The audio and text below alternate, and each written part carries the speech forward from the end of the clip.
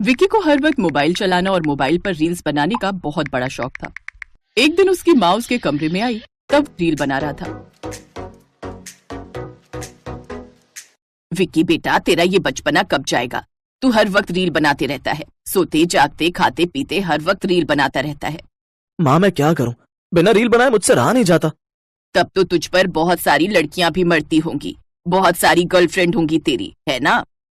अरे नहीं माँ, मुझे इतनी फुर्सत कहाँ। दिन भर में मैं 100 रील बनाता हूँ, सारा टाइम उसी में चला जाता है। मैं किसी का भी रिप्लाई नहीं करता, इसीलिए आज तक मेरी कोई गर्लफ्रेंड नहीं बनी। तू घोड़े जैसा हो गया है, कहीं कुछ काम धाम क्यों नहीं करता तू? तेरे पिता कब तक मेहनत करते रहेंगे?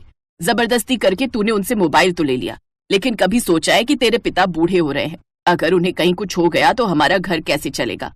हमारी छोड़ तेरी आगे की जिंदगी कैसे कटेगी? माँ भी हमेशा गलत बातें क्यों किया करती हो? अभी मेरी उम्र ही क्या है? विक्की के माँ बाप उसे कितना भी समझाते पर वो उनकी एक नहीं सुनता था। हर वक्त वो रील ही बनाया करता था। फिर एक दिन विक्की के पिताजी और उसकी माँ अकेले में एक दूसरे से विक्की के फ्यूचर के बारे में बातें कर रहे थे। मेरे अंदर जब तक ताकत है तब तक तो काम करता ही रहूंगा, क्योंकि ये मेरा फर्ज है। लेकिन मुझे विक्की की चिंता लगी रहती है, न जाने क्या होगा इस लड़के का। जब देखो तब ये रील ही बनाता रहता है। मैं भी उसे समझा समझा कर थक गई हूँ। खाना पीना खाकर पता नहीं कहाँ चला गया, खेतों में जाकर रील बना रहा होगा। तभी वहां पर पंडित जी आ गए। नमस्कार भाई साहब। नमस्कार बहन जी। आइए आइए पंडित जी, आज हमारे घर कैसे आना हुआ? आप तो जानते ही हो भाई साहब, सबसे ज्यादा शादियां ठंडी के मौसम में ही होती हैं। तुम्हारे पड़ोसी गजोदर है ना, उनकी बिटिया की शादी की बात करने के लिए आया था। तो फिर क्या हुआ पंडित जी, शादी तय हुई या नहीं? ये आप कैसी बातें कर रही हो बहन जी?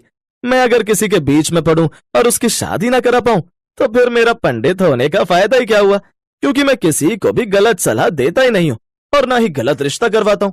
आज तक का रिकॉर्ड है ये मेरा। लेकिन आप लोग बड़े परेशान लग रहे हैं, क्या बात है?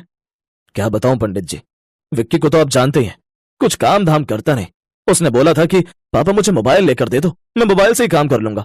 लेकिन जब से मोबाइल आया है पता नहीं क्या करता है, कुछ काम धाम करता नहीं। पता नहीं इसकी शादी कैसे होगी। ऐसे बहुत सारे लड़के मैंने ठीक किए हैं।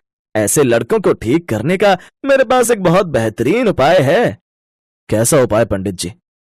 ऐसे लड़कों की सिर्फ शादी करा दो, उसके बाद खुद ब खुद वो सुधर जाते हैं। मैंने ऐसे कई केस देखे हैं। अपने वर्मा जी नहीं है, उनका लौंडा भी दिन भर बाहर क्रिकेट मैच खेला करता था, कभी अपने बाप की बात नहीं सुनता था। बोलता था बड़ा होकर धोनी बनेगा, लेकिन क्रिकेट में उसका सिलेक्शन तो हुआ नहीं, इसीलिए मैंने उसकी शादी करा दी। लेकिन उसके बाद वो कहीं ना कहीं धंधा करने ही लग गया। पंडित जी, मुझे लगता है कि विक्की की हमें भी शादी करनी पड़ेगी। कोई अच्छा परिवार देखिए और उसकी शादी कर दीजिए बस। ठीक है, फिर मेरी नजर में एक लड़की है, मैं आपके पास 1 हफ्ते बाद आता हूँ रिश्ता लेकर। 1 हफ्ते बाद पंडित जी लड़के वालों को लेकर आ गए। उन लोगों को विक्की और उसका परिवार पसंद आ गया। अगले दिन पंडित जी ने शादी की तारीख तय कर दी और कुछ ही महीनों के बाद दोनों की शादी का दिन आ गया। जैसे ही विक्की बारात लेकर आया वैसे ही वो फिर से रील बनाने लगा। सो गाइस, मैं अपनी दूसरी वीडियो लेकर आ गया हूँ। आज मेरी शादी है। ये देखिए चाचा जी कितनी जोर से टल्ली होकर नाच रहे हैं। वो पीछे आप देख सकते हैं, मेरे फूफा मुंह फुलाकर बैठे हुए हैं। शायद उनको दारू नहीं मिली। अब आपको अंदर लेकर नहीं चल सकते क्योंकि यहाँ पर अब मेरे होने वाले सास ससुर मेरे माता पिता का स्वागत करने वाले हैं। दोस्तों कहीं जाइएगा मत, मिलता हूँ वरमाला के टाइम पर। तब तक के लिए गुड बाय। वीडियो को लाइक करना बिल्कुल ना भूलें। तो इस तरह से शादी की तैयारी शुरू हो गई। ये तो अच्छा हुआ कि पंडित जी जब मंत्र पढ़ रहे थे तब विक्की ने कोई रील नहीं बनाई। लेकिन जैसे ही वरमाला का टाइम आया वैसे ही विक्की ने अपना फोन फिर से निकाल लिया। विक्की, चुपचाप मोबाइल अंदर रख लो, हर वक्त ये मजाक अच्छा नहीं लगता है। तेरे सास ससुर क्या सोचेंगे? माँ पिताजी, आप लोग फालतू में परेशान होते रहते हैं। अभी जब सब लोग डांस कर रहे थे ना, तब सास ससुर ने मुझे बोला था कि बेटा अपनी रील में मुझे भी ले लो, उन्हें तो कोई दिक्कत नहीं। तो इस तरह खुशी खुशी उन दोनों की शादी हो गई। राखी गृह प्रवेश होने के बाद घर के अंदर आ गई। कुछ रस्में होने के बाद राखी की पहली रसोई थी। वो खाना बना रही थी कि तभी पीछे से विक्की अपना मोबाइल लेकर पहुंच गया और वीडियो बनाने लगा। दोस्तों ये रही मेरी प्यारी सी वाइफ। आज इनकी हमारे घर में पहली रसोई है। तो आइए जानते हैं कि हमारी ब्यूटीफुल वाइफ आखिर क्या बना रही है। तो माय ब्यूटीफुल वाइफ, क्या बना रही हैं आप? मैं आप सभी के लिए हलवा पूरी बना रही हूँ, क्योंकि इस घर में मेरी पहली रसोई है, कुछ मीठा हो जाए। तभी विक्की ने देखा कि गुस्से में उसकी माँ वहाँ पर चली आ रही थी। तो दोस्तों देखिए, मेरी माँ गुस्से में मेरी तरफ आ रही है क्योंकि उन्हें मेरा रील बनाना पसंद नहीं। लेकिन दोस्तों आप लोग बने रहिएगा क्योंकि इसके बाद हम सीधा मिलेंगे अपनी सुहागरात पर। विक्की की वाइफ राखी शर्मा कर मुस्कुराने लगी। विक्की वहाँ से चला गया। बहू, तेरे पति की ये रील बनाने की आदत से मैं बहुत परेशान हो गई हूँ। मैं और तेरे ससुर जी तो कुछ कर नहीं सके। अगर तुझसे कुछ हो सके तो उसका रील बनाना छुड़वा दे और इससे बोल कुछ काम किया करे।